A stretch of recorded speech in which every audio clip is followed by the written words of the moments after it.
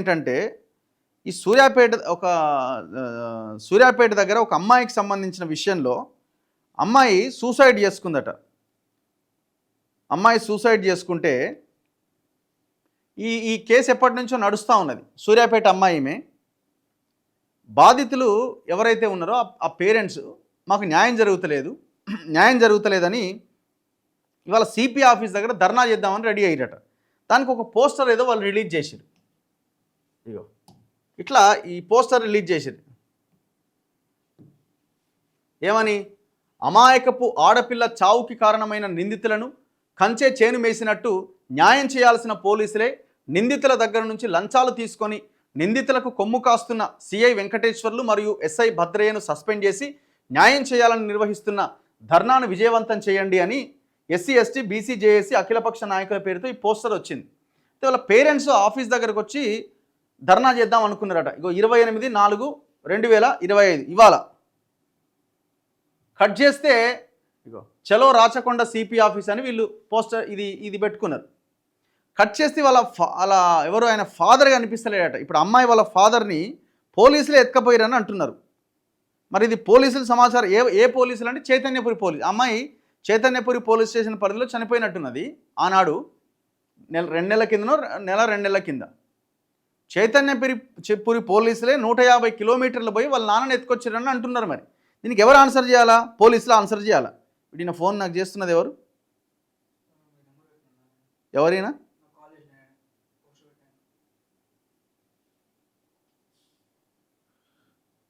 సురేషా? Okay.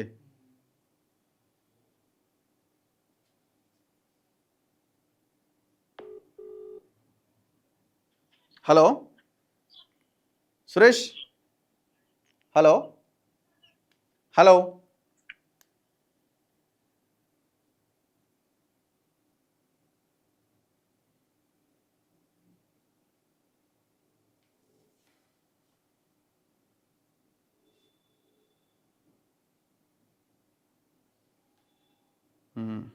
CI number కూడా ఉన్నట్టుంది మన దగ్గర.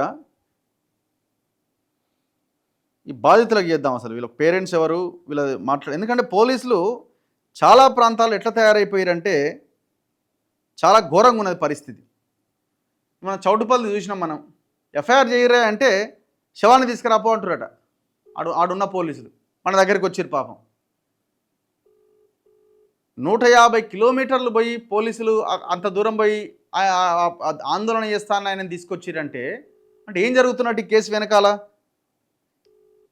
పోలీసులే తీసుకొచ్చిరా లేకపోతే ఆయన ఎక్కడైనా వేరే వాళ్ళు ఎవరైనా కిడ్నాప్ చేసిరా? ఆయన్ని పోలీసులు ఆన్సర్ చేయాలా?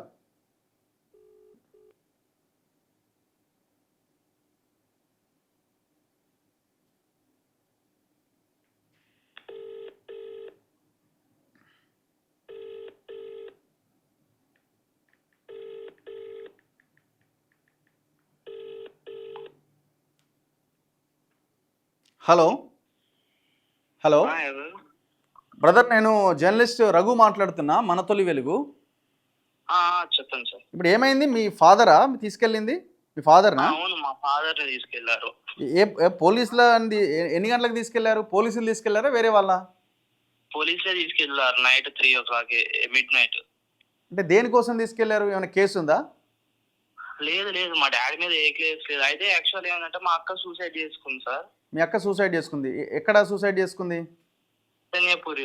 చైతన్యపురిలో. ఎందుకు చనిపోయింది? అయితే అక్కను కొంతమంది ఇట్లా సంథింగ్ ఇట్లా బెదిరించారని తెలిసింది. అక్క సూసైడ్ చేసుకుని అట్లనే కన్సీవ్ అని ఇట్లా తెలిసింది అక్క. ఓకే.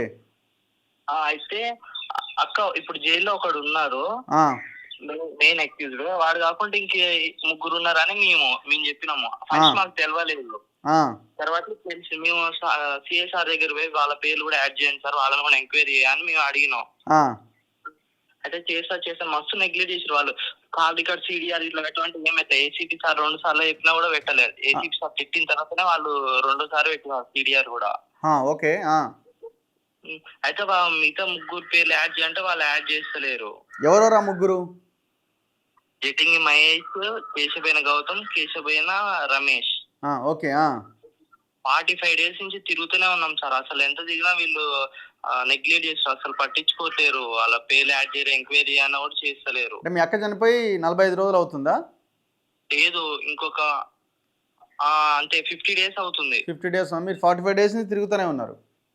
తిరుగుతూనే ఉన్నాం. ఇప్పుడు ఎఫ్ఐఆర్లో వాళ్ళ పేర్లు పెట్టిరా నలుగురివి? లేదు, ఒక్కరు ఫస్ట్ మాకు తెలియదు. వాడి మీద అనుమానంతో పెట్టినాం. వాడు పోయిండు. తర్వాత వీళ్ళు ముగ్గురు ఉన్నారని కూడా తెలిసింది. మరి వీళ్ళేమన్నా లీడర్లు వాళ్ళకి సంబంధించిన వాళ్ళ? మరి వీళ్ళ ఇన్ఫ్లుయెన్స్ ఎవరిది ఉంది? ఎవరు వీళ్ళు?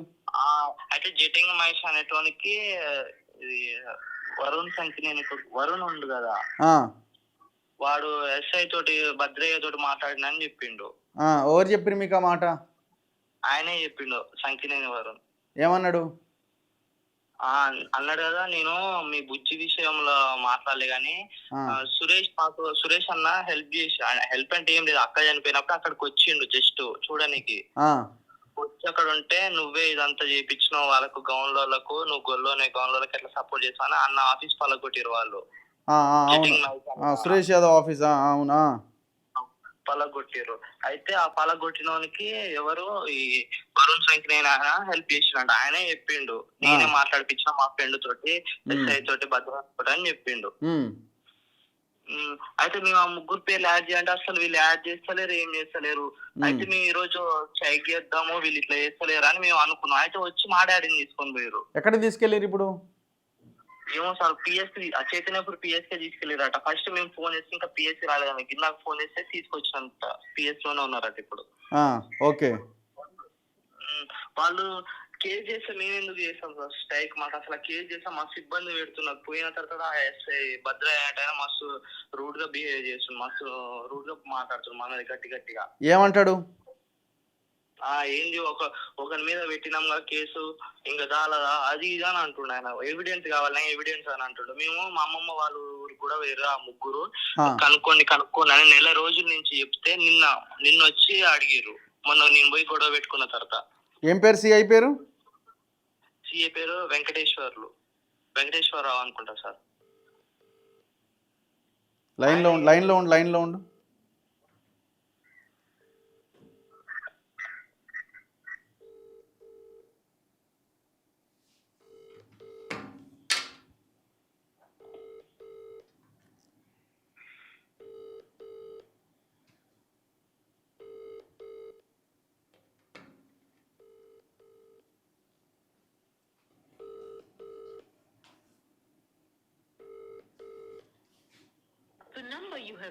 ఎత్తట్లేదు ఈయన.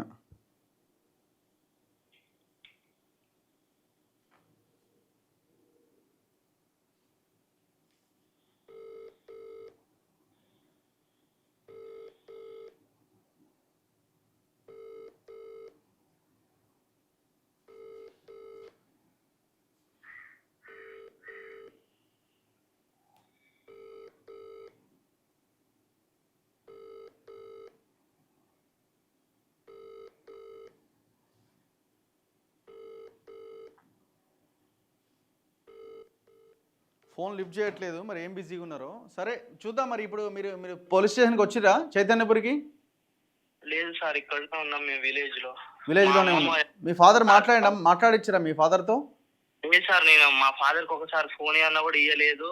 మా డాడీని తీసుకుపోయిన ఆయనకు ఫోన్ చేసినాం. ఇక్కడికి వచ్చిన వాళ్ళు ఉంటారు ఎస్ఐ, ఇంకా పక్కన ఒక కానిస్టేబుల్ వాళ్ళు వచ్చినారు. ఇప్పుడు మీ ఏ పోలీసులు వచ్చారు? భద్రయ్య వచ్చిండా? వచ్చినాడు సార్. భద్రయ్యని చూసినావా నువ్వు వచ్చినట్టుగా? సార్ వచ్చింది సార్, చూసినా నేను. భద్రయ్య వచ్చిండు. ఎక్కడి నుంచి? Hyderabad Chaitanyapuri police station. సూర్యాపేట. ఏ ఊరు మీది? మాది పాతాలపాడు. ఎన్ని కిలోమీటర్లు ఉంటుంది?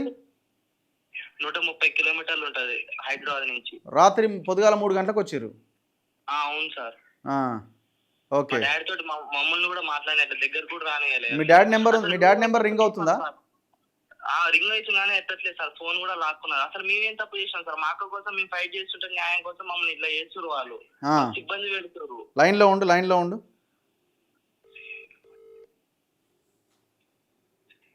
హలో సార్, సిఐ గారు వెంకటేశ్వర్లు గారా సార్? అవును సార్. నమస్తే అండి, నేను రఘు మాట్లాడుతున్నా, మన తొలి వెలుగు జర్నలిస్ట్ రఘు. సార్ చెప్పండి సార్. సార్ ఏం లేదండి, ఇప్పుడు మీరు మన ఈ పాతర్లపాడుకి వెళ్ళి ఒక ఆయనని తీసుకొచ్చినట్టు కదా సార్ చైతన్యపురి పోలీస్ స్టేషన్కి. పేరు అదే ఏం పేరు బాబు మీ నాన్న పేరు? కృష్ణ. కృష్ణయ్య అని. కృష్ణ వెళ్ళిపోయి పంపించేసినాం, ఇప్పుడే పంపించి మాట్లాడతారా? ఎందుకు సార్ 3 గంటల రాత్రి తీసుకొచ్చారు? హలో సార్ కృష్ణ ఇగో మాట్లాడు. హలో ఏమైందన్నా, ఎందుకు తీసుకొచ్చారట పోలీసులు? పోలీసులు ఎందుకు తీసుకొచ్చారట? అర్థం కావట్లే. మీ అబ్బాయి లైన్లో ఉన్నాడు. డాడీ మీ అబ్బాయి మాట్లాడు ఒకసారి. హలో డాడీ వినపడతలే. వినపడుతుందా? హలో హలో మీ అబ్బాయి మాట్లాడతాడు, వినండి. డాడీ వాళ్ళు నిన్ను ఎందుకు తీసుకొచ్చినారో నైట్ నువ్వు చెప్పు ఒకసారి, వాళ్ళు అసలు ఏమైందో. సర్లే నేను వస్తున్నా, పంపించాను సార్ పొమ్మన్నాడు.